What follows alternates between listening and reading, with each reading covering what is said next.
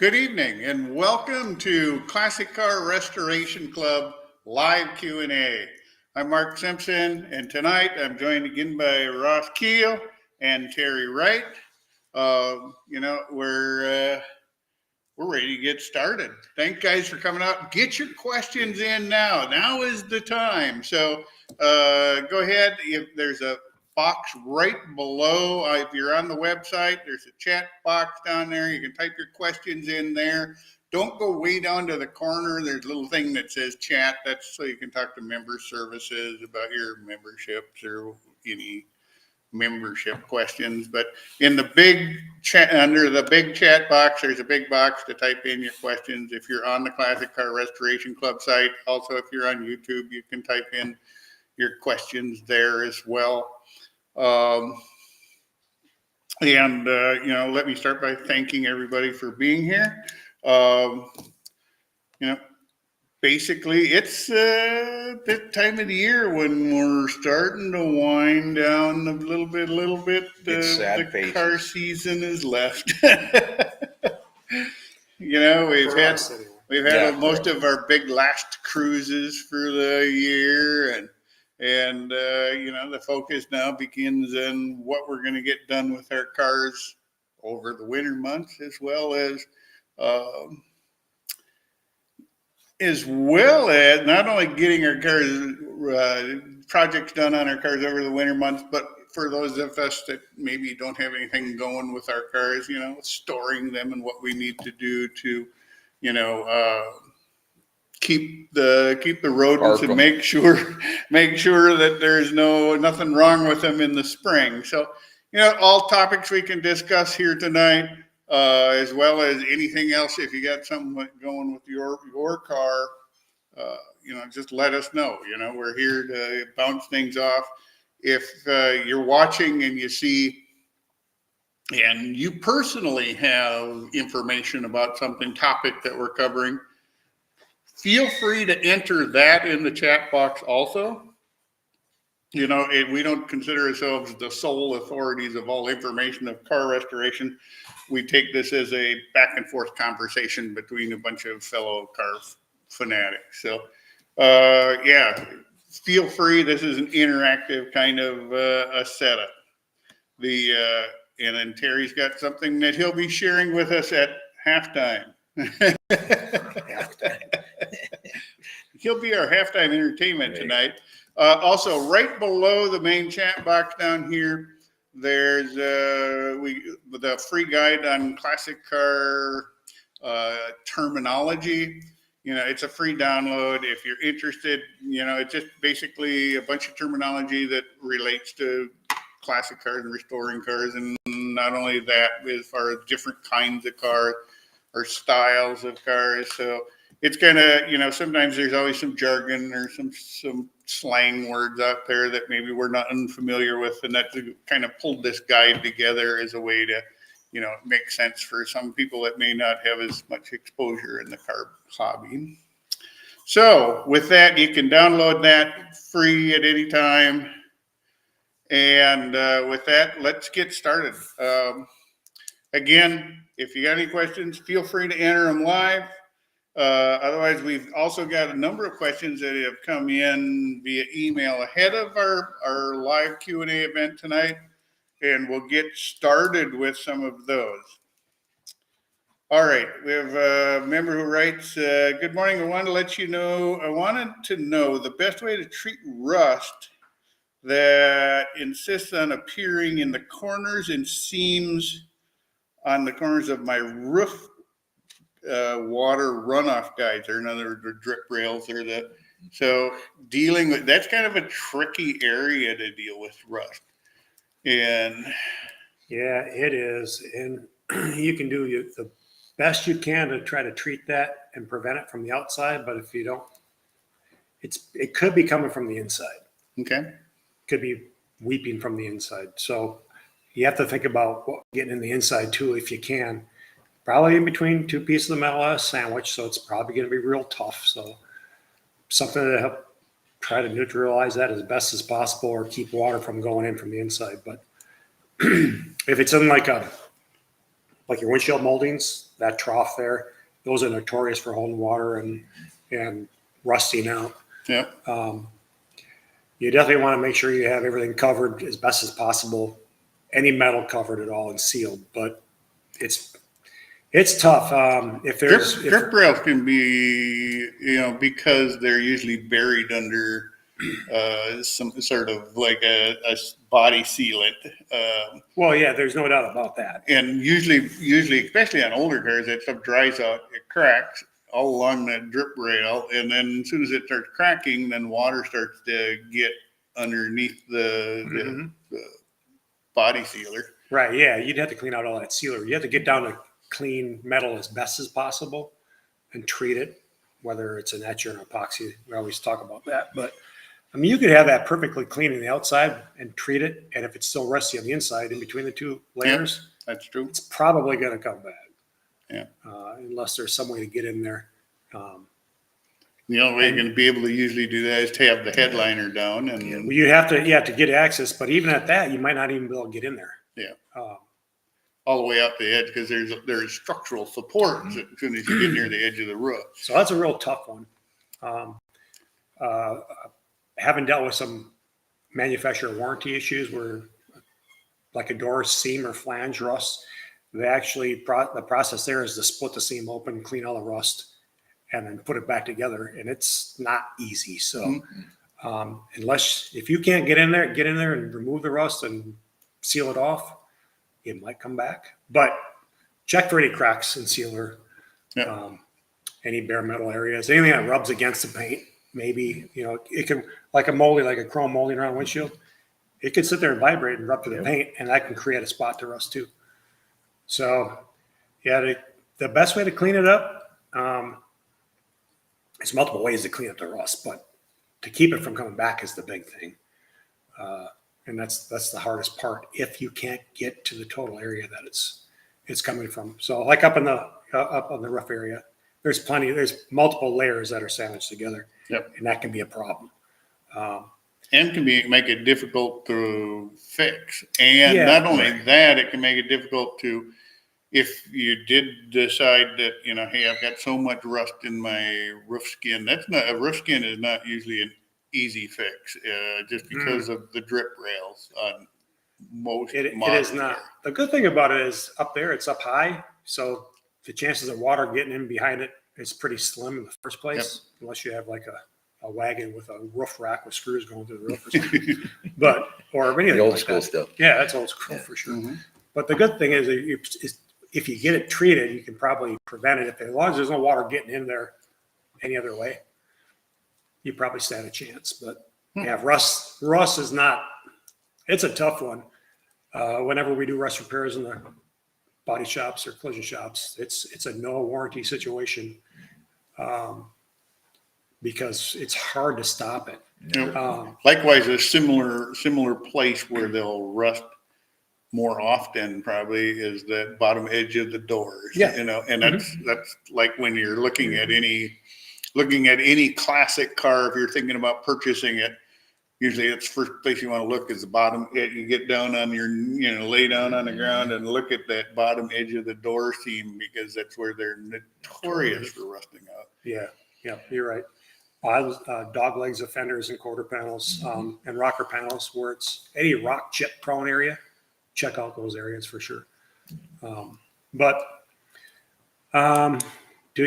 It's tough. Do your best on cleaning it up and sealing it up outside and inside. Yeah, I think a lot of it's inside. I mean, the majority of that stuff, when you get down in those, lip seals along the bottom of the door, I mean, it's just, you get moisture down in there and any kind of dirt, it just absorbs it and just sits there. I had to do water leak repair in my dealership days, and there was times where there was water coming in like at the corner of the windshield, but it found out it was actually entering in the back of the roof and traveling inside and then dripping there. So it's not always coming in right where it's leaking. It could be coming in somewhere else. So that's true. But they're tricky. Yeah. But it shouldn't be that tough up there.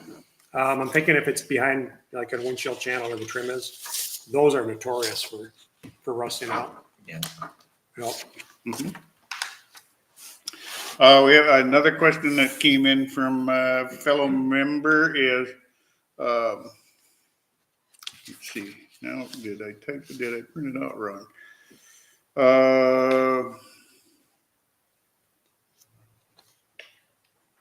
And it looks like,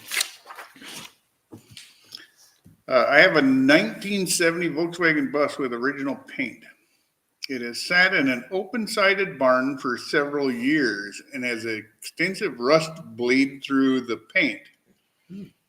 No bubbles. In the past, I was able to compound the rust visually and wax over it. I suppose that would get rid of the rust stains in the paint as much as possible. Now it appears to be past the point where the only way to remove it is with 400 grit wet or dry. Okay.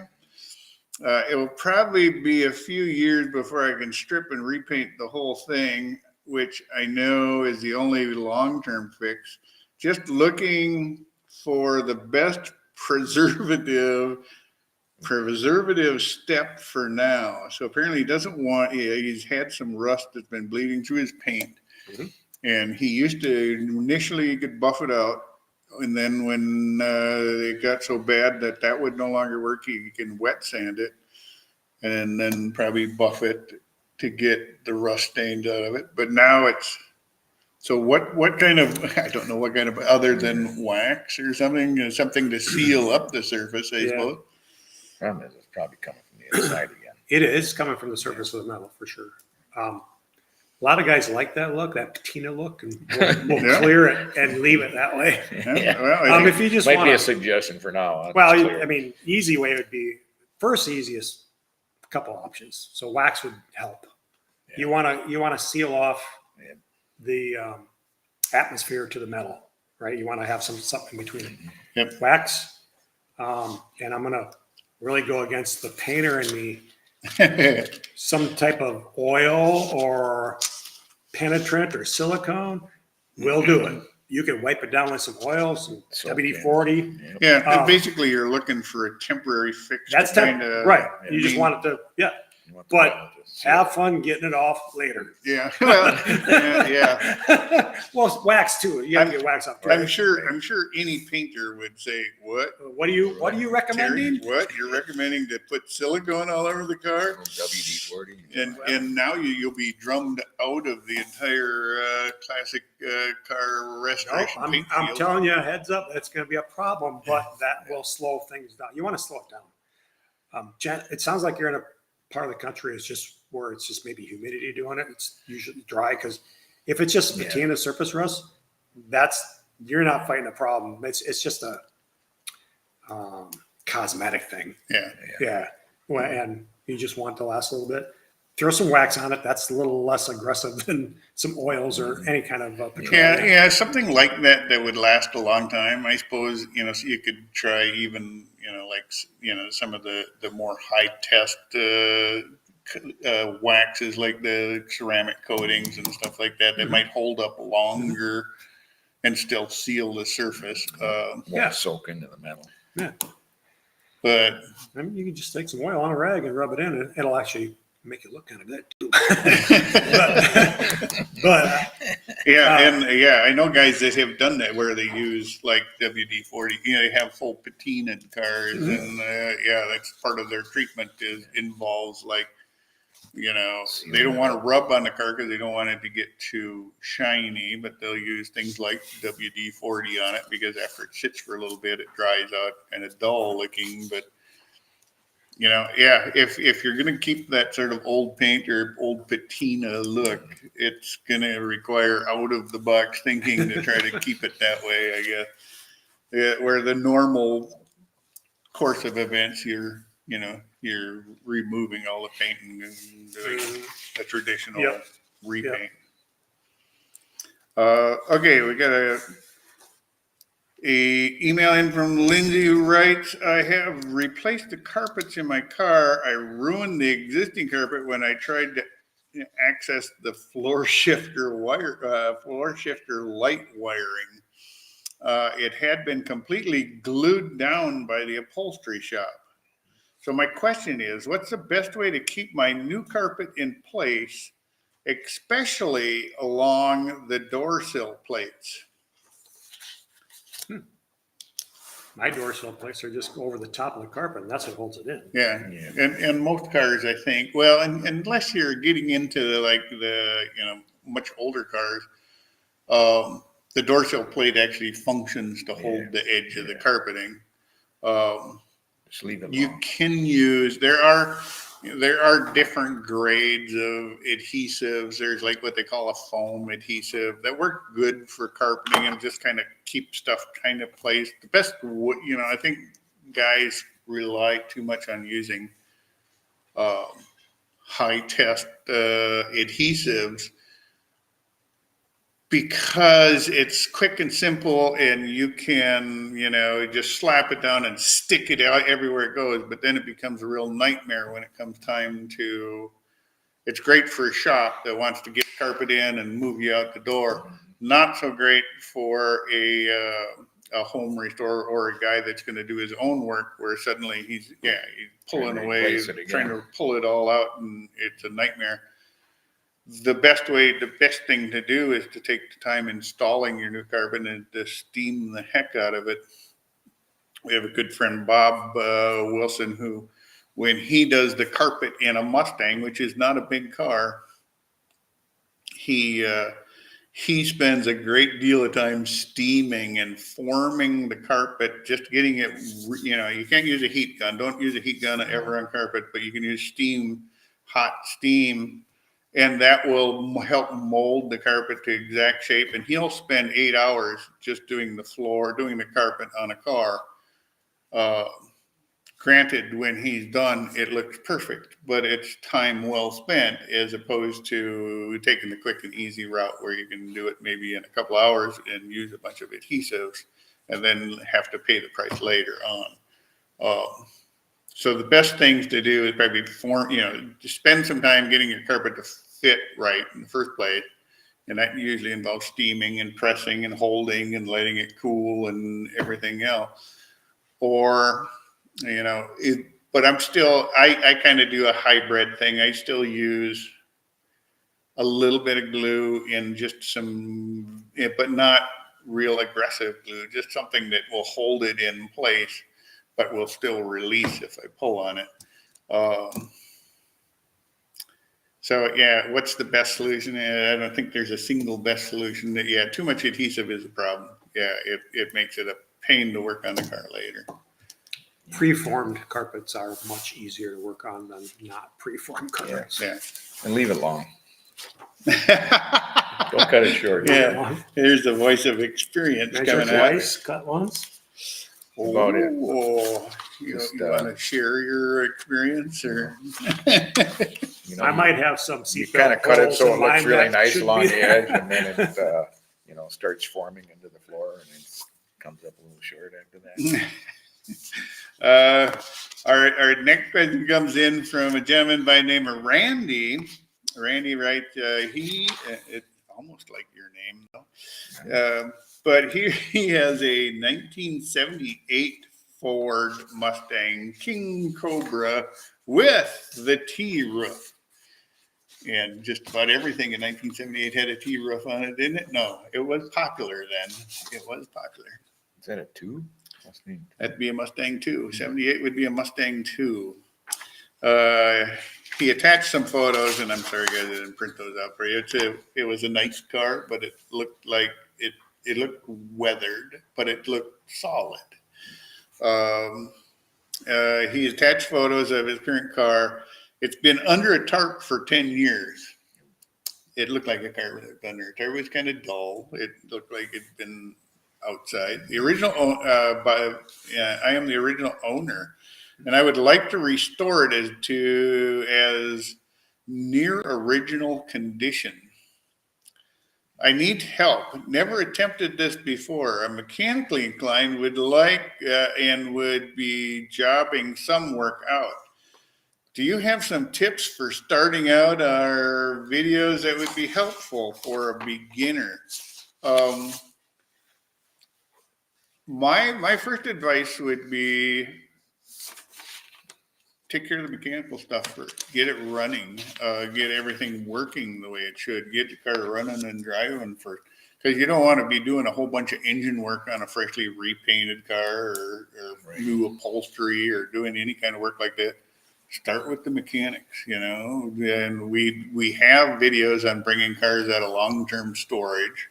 And even though we're doing a much older car in that video series, it's all the same stuff that you work on: cleaning out your fuel system, cleaning out your,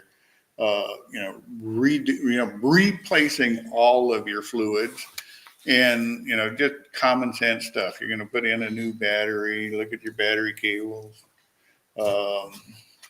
Drain the gas. Yeah, drain any fluids that are in it. Don't run it with any of the fluids that are in it. Drain them all out and put fresh in. What do you think, Terry? Where should he start? I think that's a good place. Yeah, get it running first. Get all the mechanicals. I agree with that. Get the body later. But yeah, exactly what you said. Freshen everything up. Belts, hoses, coolant. Yeah. Yeah, and you can, at that point, you can decide how you want to approach the rest. Even if you take it apart at that point to restore it and repaint it and stuff, the engine works, all the systems are working, and you're not like, there's nothing worse than getting a car all freshly clean and painted and spotless, and then suddenly you have to do a whole bunch of engine work on it or something, or replace a rear axle or do something else to it, because then you risk damaging all this freshly done stuff. That's how I did my car. I did it in pieces like that, and my engine and tranny was one summer, and then I didn't get to my body till 2 years later. Yeah. But I was able to drive it and use it. And that was a body man. Body man didn't start the body until 2 years after. Well, I knew that was going to be the long out of commission phase of it. So there is no quick fix for that, unfortunately. And the body is 2 years even is an aggressive schedule for most hobbyists. So that was just from when I did my engine to my body, but I was doing things in between. Mm-hmm. I did interior 1 year, but I was able to drive and enjoy it at the same time. And who knows if it's just a little paint's just wore off. I don't know. I kind of like that stuff myself. So I wouldn't be ashamed driving around like that. Not at all. No. Especially keep it original. Yeah. Well, original. Yeah. Well, that survivor look. I think a lot more car guys kind of appreciate that survivor look more than. Well, it's not hiding anything, is it? No, it's not hiding anything. Exactly.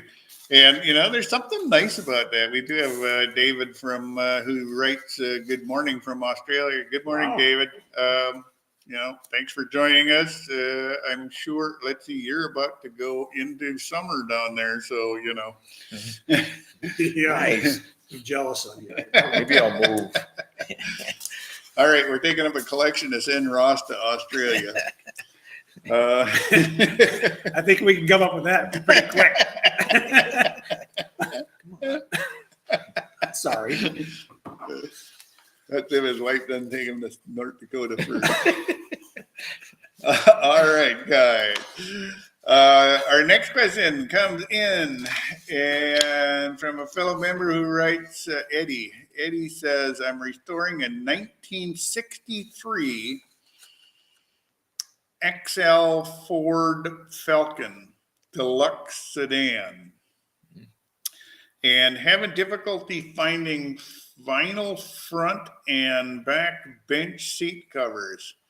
Now that LeBaron Bonney is gone, yes, LeBaron Bonney had nice interior stuff, and it's a shame to see him go.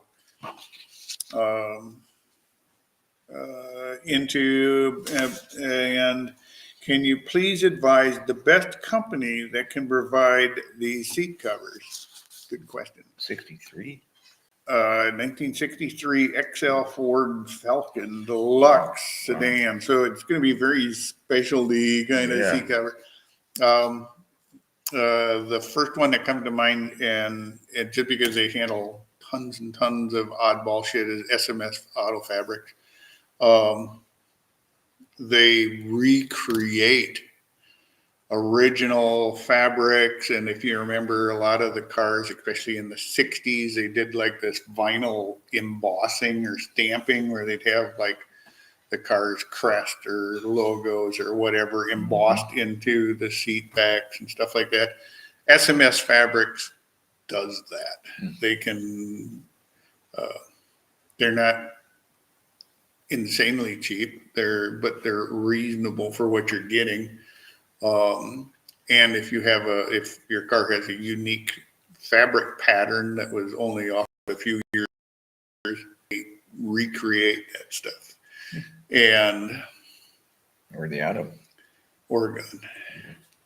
And yeah, you can learn. They're at smsautofabbrics.com, and they're a good company. I only know about them because I've done enough oddball. Some of the bigger, the more common cars, the Mustangs and the Camaros and even the Firebirds to some extent, you can buy those seat cover kits readily available from multiple sources, like Legendary Interiors and a number of other companies that offer, great, factory replica seat covers. Whereas some of the less popular cars, the SMS has not only the seats, but you can send them your door panels. They'll recover your door panels and they'll do all the interior panels and stuff. So with all the factory stuff, correct stuff. So it's a good source. Check them out, That'd be my advice there.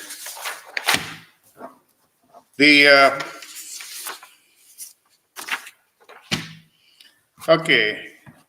This is a general question, guys. We have a gentleman who writes, is it a good idea to use a 2-post lift for storage?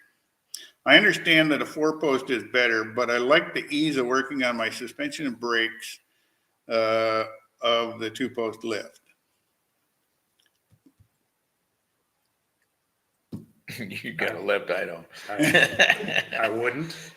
Not for a permanent storage kind of thing. I wouldn't. For like a winter storage or like seasonal storage or even long term. I guess you could, but I don't think that's what they're made for. Yeah,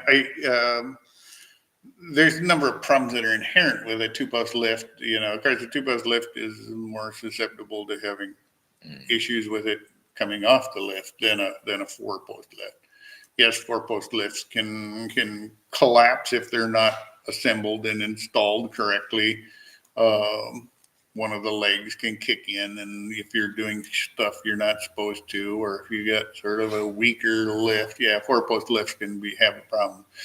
But the number of times a 4-post lift has problems compared to a 2-post lift is, a big difference. A 2-post lift, requires, not only that your car get elevated, a lot of times you got to use a high stand. You should use a high stand on each end just so the car doesn't rock. And it's kind of like a jack stand underneath your car. So then basically you're losing the advantages for long-term storage. And it doesn't do, a lot, put it this way. Remember back in the old days, guys, when they used to, say, put your car on jack stands for the winter. And now most people don't recommend that anymore because they don't suggest leaving your suspension unsprung all winter long. And the reasoning was that you didn't want your tires to become flat spotted. Well, radial tires don't flat spot anymore. That was a bias ply thing where tire technology has improved beyond that. So I don't know if I'd want to use, I know the advantages of working on a 2-post lift, and it's nice, and you have better access to the complete underbody of the car. But on the other hand, it presents its own set of problems, and I don't see that as a good storage solution personally. There's also more rigid requirements for the concrete where they're mounted to. I know that where a 4-post can go just about anywhere, and it really doesn't even have to be anchored if you didn't want to. No. But a 2-post requires stronger, thicker concrete, and it's got to be anchored for sure. Mhm. But I get it. I totally get it. I see the advantage, but I don't think I'd use them for storage. Yeah, and and to Terry's point, um, we've seen plenty of 4-post lifts in garages under 12 feet. You don't necessarily, you have to go, there are, with 12-foot ceiling height, there are some 2-post lifts available for shorter ceiling heights, but, for the most part, you're going to be real limited as far as ceiling height. Yeah. And floor. If you look at the floor requirements for a 2-post lift, most of them require 6-inch, a minimum of 6-inch concrete, and that's reinforced 3,000-pound concrete with half-inch rebar at 18-inch or 12-inch spacing. So and that's like a full grid of pretty stout rebar. Most home garages aren't built that way. Sadly to say, most home garages couldn't take that. I know some guys that will go in and they'll dig down, Cut two out sections. feet and would build, some big pad areas for the 2-post mounts to mount to. But it's more, it's significant more money spent preparing the surface to be able to take that. But yeah, it's a good point, Terry, that the concrete is an issue too. And most guys don't have 6-inch, 3,000-pound, half-inch reinforced concrete.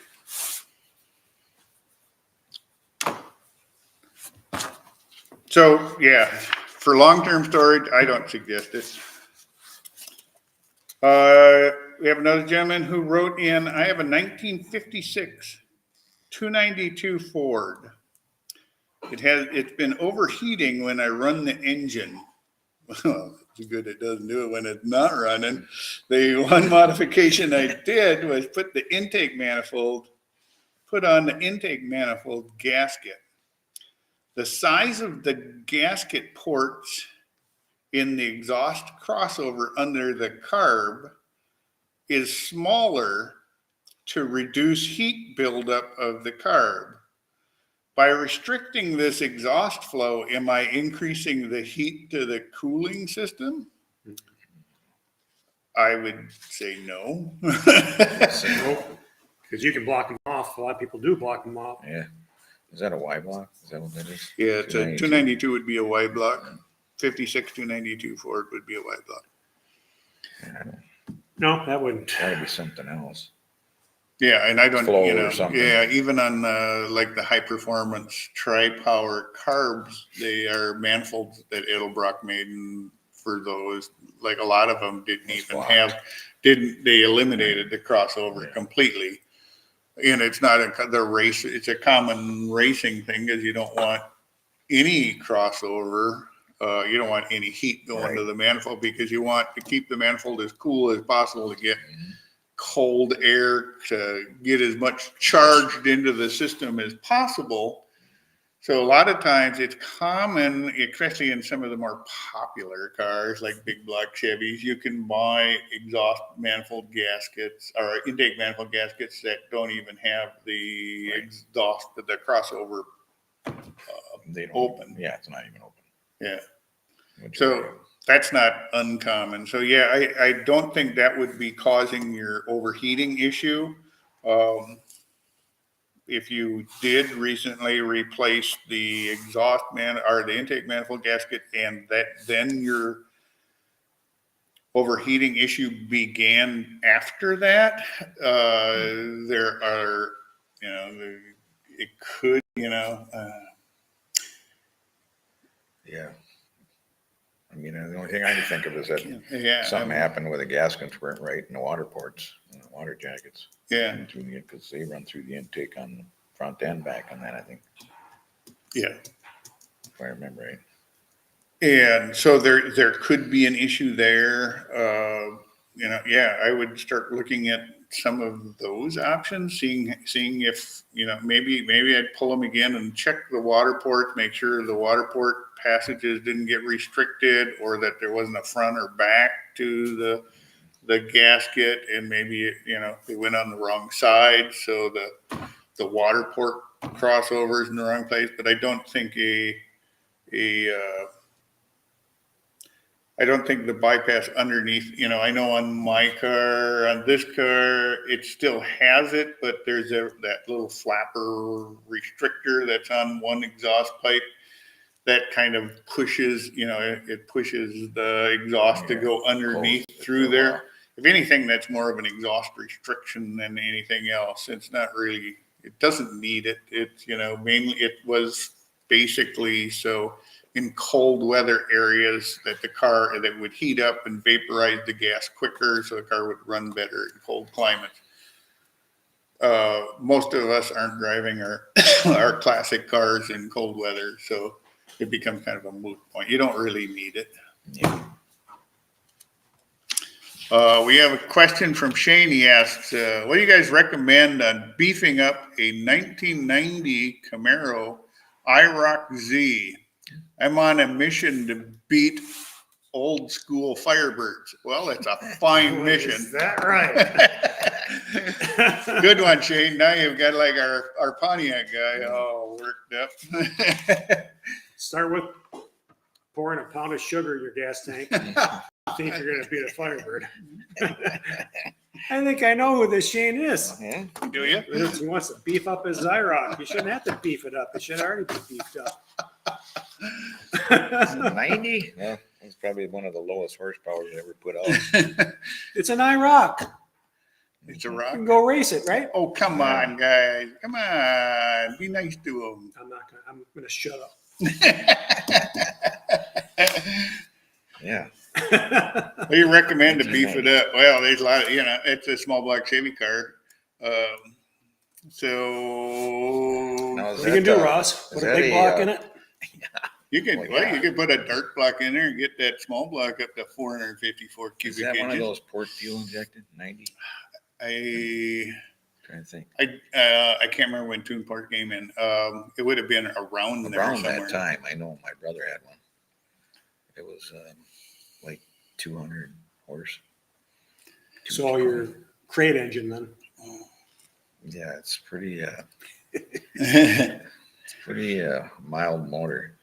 So yeah, there's lots you can do to that motor, to any of the IROC motors, to beef them up. The car themselves are pretty solid, and Yeah, we'll they're beat nice. most They're old light. school Firebirds. Hey. But with a little bit of work, you can a little bit of work on the engine, and you can make that thing just roar. Get rid of the catalytic converters for one thing. Just, Well, now you can't. I can't say that like publicly. Well, I mean, if it's a collector performance car, If for off-road use only, at least we do not recommend Go altering the emissions on any How about emissions going back controlled car. to a catback system then. Okay. The words of Ross Keel are strictly his own opinions and not a reflection of the. Talk about a motor being restricted. Yeah. At least it looks good. They do look good. I like that. Yeah, they're good looking cars. Third gen Camaros. They're nice looking cars. I think they actually came with 5 speeds if it's a manual. Those are nice. I'm gonna stay out of it now. Hey, you have a GM with a small block. All right. As long as we're gonna get into EPA questions, then. Joseph asks. He's got a 1974. No, he's got a 1989 Chevy truck. 1989 Chevy truck. And he wants to put in a 1974 Chevrolet 350 with a carb. currently it's an 89 with a throttle body injected 350. So he wants to change a 350 for a 350 and change from a throttle body injection to a carburetor. Any advice, and can I make this switch? I don't know what the computer is going to say about that. That's though, the without because basically an 89 throttle body injected car is going to have a computer that operates the timing, and it's basically you're going to do some rewiring to make that work. If you want to go carbureted, if you don't want to just grab your 74 350 and swap out the injection on it and whatever sensors and distributor and whatever else involved. A lot of those cars the timing is controlled by the computer. So even if you do move the distributor, it will automatically reset itself. There's a lot that's controlled by the computer itself. So I'm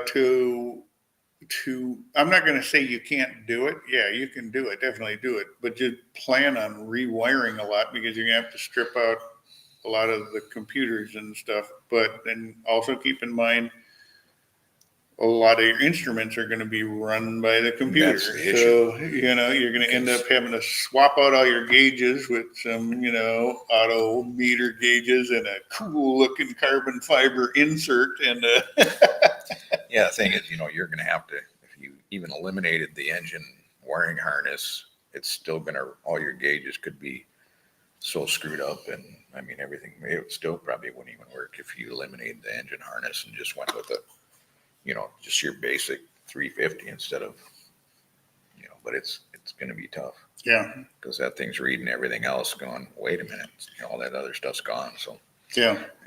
Without all the information it needs, I'm not going to say it can't be done. It can easily be done. There's probably a kit. But I would think there'd be a kit. Yeah. You are going to need to do some rewiring, and gauges are going to be an issue. There might even be a kit to make the gauges work. I don't know.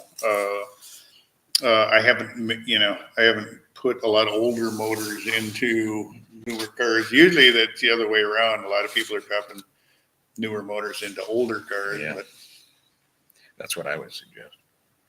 Because then you can probably swap the computer out with a newer computer wiring harness and go to an LS motor. All right. Yeah. You've heard it. Dump them 350s. Well, still. Go buy an LS motor. Ross is spending a lot of people's money. Ross will spend your money now that he's moving to Australia. All right, we're a little past our halfway point, and I know I get a lot of heck from Terry if I don't make time for. Yeah. You can ignore me. That's fine. I see something. I'm used to it. No more than usual. Firebird there. I see. What's that? What'd you say? All right. So This is our show and tell portion of our live Q&A. And, we've had a while back, we had a guy ask about, replating fasteners and what kind of things you can do. We discussed that a little bit. One of the things that came up was a company called AMK that actually manufactures sets of fasteners, correct fasteners, freshly plated for an entire car. And here to talk about it, Terry Wright. So I found myself recently needing some fasteners. Going back to my fuel pump failure, I ended up stripping out a bolt on one of my fuel pumps, and I know that this winter I have to take off my. Did you tell your wife about it while you were on the side of the freeway? She knew about it because there was some cussing going on. I was able to take the washer off the bolt and get enough thread to have it somewhat snug. So it's still that way today. I haven't done anything to it since, but that's a winter project because now so it's into an aluminum timing cover. And when I did the engine, those bolts actually were questionable, and I actually tapped them for the next size up. And along with the oil pan bolts in the front of the timing cover, there's 4 that go in the timing cover in the front of the oil pan. So I figured it's time to take the time cover off and Healy coil it and repair it properly. But I didn't have the original bolts or bolts. I figured I'd get the right bolts to put back in it. And I learned just by going on AMK's website that the fuel pump bolts are 12-point head bolts. So it's very specific for a fuel pump. I'm like, okay, I might as well get them. So I went and ordered some bolts and some oil pan bolts because I didn't order the 4 of the ones I had from when I rebuilt the motor. Who knows where they're at? They're in my bin somewhere, but it's easier just to buy another set. So I ordered some bolts and I thought, you know what? We talked about this and I thought, well, this would be a good time to talk about it. So when I did my car, I bought a few different kits. So this is a master chassis kit for a 68 Firebird drum brake version. They'll have it for drum brake or disc. But I have some catalogs here that you can call or request from them. They're really nice catalogs. AMK bulk fasteners or kits. And this one's, geez, it's almost 12 or 10 years old now. It's 2014, but great information for any fasteners you're looking for. But so I bought a couple kits. One was a chassis kit, this one, and then I had a body kit. And this chassis kit, I didn't use everything, but you look at the website or the catalogs, they'll tell you exactly what's involved in the chassis kit and sub kits, and they gives you a nice little sheet of what's in there and how they're Everything that's in the kit. how they're packaged. Okay. And they also package them individually like this and tell you where they go. So this is a wheel stud kit. They're done very nice. Control arm upper. It's a lot of stuff I didn't use, and this is from my kit. But control arm upper, brake plate assembly. So all kinds of different things in here. There's castle nuts, steering linkage, axle retainer, bolts and nuts. Just they're packaged really nice. Brake cables. These little clips that you usually take off and they go flying across the shop. Those, just some other brake cable retainers. You know, get out of there. Zerk fittings. I mean, it just loaded. The nice thing I like about it, when you're restoring a car, you know, you're usually working on all the big stuff. You're throwing the fenders on, you're getting all these parts. And usually the last time, the last thing I think about, and I'm not going to say somebody that actually thinks about stuff, but the last thing I think about is that I go to assemble it and it's like, oh, geez, now all these bolts, I got all these rusty bolts to put on these fenders. Then it's like, okay, I can't bolt the fender on until I take care of these bolts. Then I'm in the blasting cabinet. And you go, yeah, it would be nice if they had the original coating. So then you're either looking for a paint substitute, or we've got some little at-home plating kind of stuff, or doing some powder coat stuff. Yeah. But none of that matches up to just having the right black oxide or zinc and they'll typically have the right markings on the heads too. Yeah. So the oil pan bolts I bought, there were they used two different ones for that year Pontiac. One had a W on it, one had an E in it, and a circle in the hex. It was kind of weird. I actually had to go take a picture of one of my existing ones to see which one I needed to order. But you can even get the correct markings on them too, which is pretty cool. Yeah, they're not cheap, but I don't think they're that expensive. I mean, you could probably get a whole nice kit for a nice bottle of wine. I don't know. Well, the fact that it saves you a bunch of time. Oh, huge time saver. It's all marked. And you're not like using rusty old fastener. So I still have my body kit box, and that one's pretty much empty. And I think I just use it for keeping other stuff in it. But I use almost all the body ones versus the chassis one. And they have an engine one. I could have just gotten that, and I needed my fuel pump and oil pan, but then I have a lot of extra stuff I don't need. So I bought them as individual kit, and you can get them individual, or you can buy it by bulk. You can get any way you want. There's a minimum order of, I think it's $30. It's not hard to $30 and then $10 for shipping, but really reasonable. I actually just ordered it a couple days ago, and it's supposed to come tomorrow. And if I would have done it earlier, would have had it to show you. But they'll come like that, packaged with the Nicely marked. name where they go and the part number. Yeah, even the person that packaged it. I thought they were done very nice. No, Yeah. I think it's, That's impressive.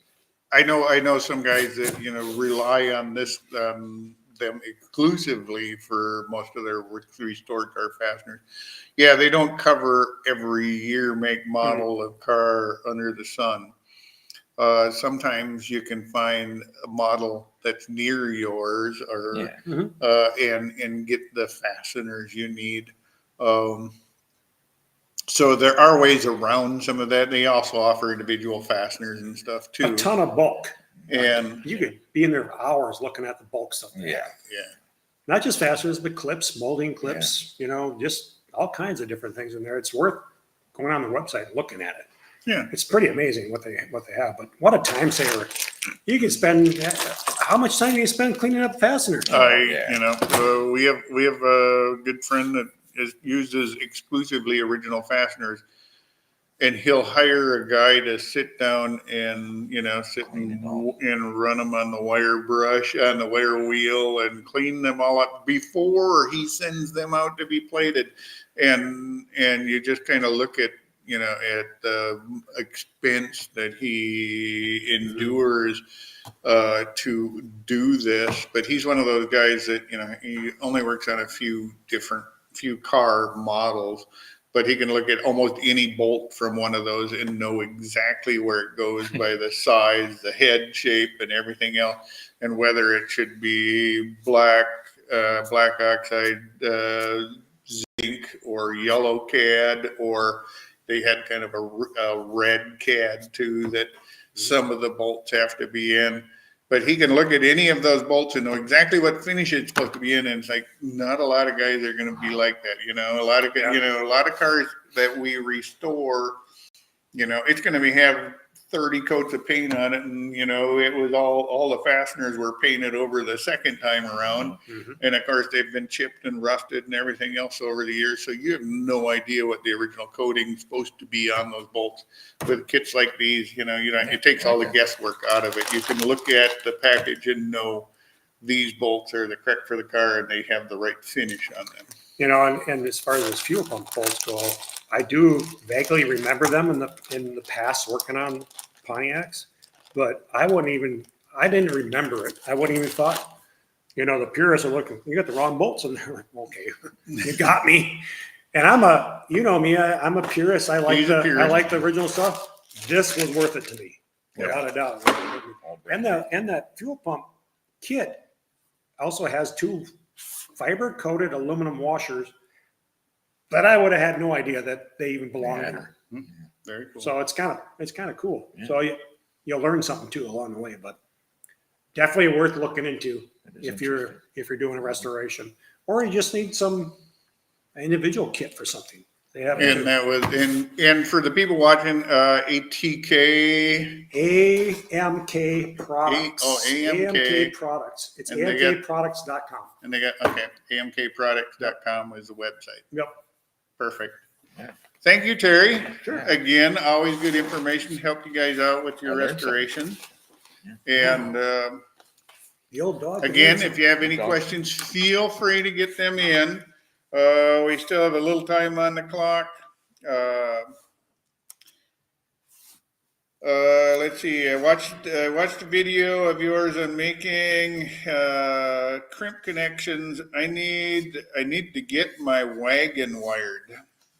What brand of wire crimpers with the multiple jaws shown in the video? This would be really helpful with what I'm about to do. You have to remember that one. What, with a crimper? Yeah. Talk amongst yourselves Yeah. for a second, guys. I'll go I grab do it remember right back crimp and here. stuff, but I'm trying to figure like that out. the wire stripper tool and crimper all Right, built into right. one kind of thing. There's Oh, he's got a the- bunch of different. Yeah, this one it's what they call S&G Tool Aid Company. It it's pretty much a basic. If you just typed in S&G tool aid, and it's like 18960 is the product number, and it includes the various types of insulated, non-insulated, and what I like about this tool, I only need one, and I can do coax cable and bigger lugs and uninsulated lugs and a wide variety of crimp connections without having to go look for another tool. I can just grab this one and be done. Do plug wires? No. Yeah, plug wires are a different animal. That's a different animal. I'm sure they make a nice professional grade one for doing plug wires.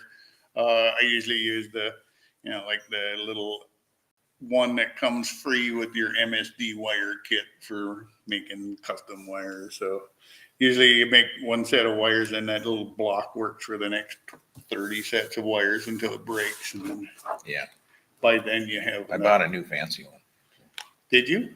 Oh, you should have brought it for show and tell. Next month. There you go. I haven't done my wires yet. So. Ross will be demonstrating his new fancy spark plug wire crimping tool next month. Okay, we have Lee asked a question. He has a 1963 Galaxy. It's a light goldish color, and he writes, I've been trying to buy color match paint for my 63 Galaxy. Any advice? I know a guy who just specializes in paint. Yeah, it's tough. It's very tough. So, not too many of us paint manufacturers still have good documentation going back that far. There are some. And even if you can find it, those types of paints aren't made anymore either. So now you have to convert to what's being used now. So you might be best off having a camera reading taken of your paint and go in that direction. And then you're probably going to use a base coat clear coat. That wasn't base coat clear coat back in the day. It was single stage. They're kind of the colors were dirty and grayish. They weren't as brilliant as they are now. That's a hard thing to accomplish now, believe it or not, with today's tints. It's not as easy. You think it would be. It's not. I would go to a paint supply place and have them take a camera reading of it, and then you can decide if place that specializes in automotive paint. Take a good part off your car. Automotive paint. Yeah, you have to have a good, clean, polished. And maybe not just your regular auto parts store that may have a little paint place in the corner. Any of that specialized purely in automotive is going to be your best bet. You can go to a Napa that sells paint. They may or may not have a camera. They may or may not be very helpful or inclined to do that. But any automotive paint store should be able to. Everybody's got cameras. They can take a picture of your color. But bring in a good example of what you want shot. Can you bring your whole car? Sure, you could. You can go out in the parking lot and do it. But have it clean and polished beforehand. And the trouble with that is if it's single stage, you're going to polish it, you're probably removing some of the paint. So don't get too aggressive with it. But those cameras will pick up scratches in the paint and alter it. Yeah, and it'll make it think it's a metallic or some sort of effect. I did mine about 10 years ago, was it? The black. And I went to Motor Parts and it was a Ford color of all colors. Yeah, don't get hung up on if it returns. So this is a Ford, don't get hung up that it comes back a Kia color. Right. It makes no difference. Nope. It doesn't make any difference at all. That matched really well. Single stage. Yeah, that's your best bet. You can look through their chip systems and see if there's a color that comes close to it. And their cameras should refer to chips also, so you can actually have a physical chip to go look and compare. That's your best bet because they're just not made. There's companies out there you could some internet companies that you can just put in your paint code and you can get some paint. They'll give it to you, or not give it to you, but they'll sell it to you. And it's kind of a crapshoot whether it's going to match or not. I mean, it could. A light gold, it's going to be tough. I'm telling you right now, it's going to be tough. Yep. A light gold metallic. Light gold metallics it's in, everybody talks about what colors are the worst for them to paint. And I think some of the light gold colors are some of the hardest ones I've ever had to match. Mm-hmm. Just because I don't know, they're just like minor differences in color. Even, I've had guys swear up and down that they had the exact paint code and it still Doesn't matter. You can, going back to my dealership days, we'd have a vehicle that had a hood or a trunk that was damaged.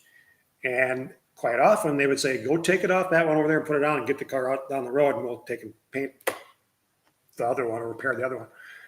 You would not believe how many times you could take a panel off a brand new car with the same exact color code and it doesn't match.